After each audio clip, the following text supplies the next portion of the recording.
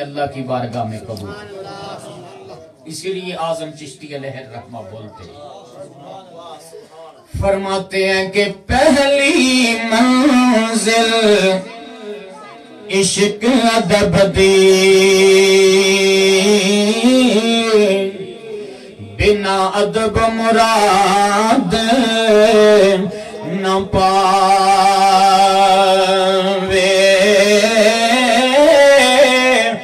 بے ادبان دی بستی اندر کدی ٹھنڈی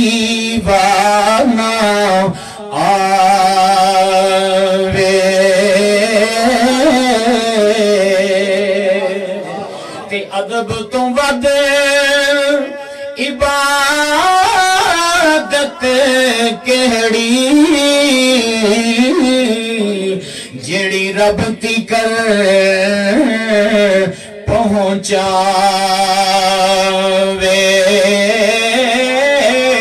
اعظم اس تے سونا راضی جنوں اے دولت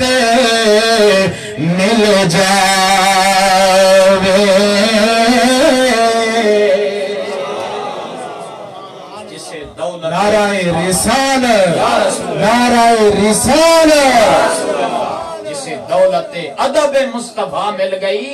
پیدا کرنے والا خالق و مالک بھی اس سے راضی ہو جاتا ہے۔ سبحان اللہ، کیا عظمت رسول ہے، آداب مصطفیٰ علیہ تحیت و ثنا اللہ کریم نے خود قرآن مجید میں ایمان والوں کو سکھا دیے۔ قرآن مجید پڑھ رہا فرمایا یا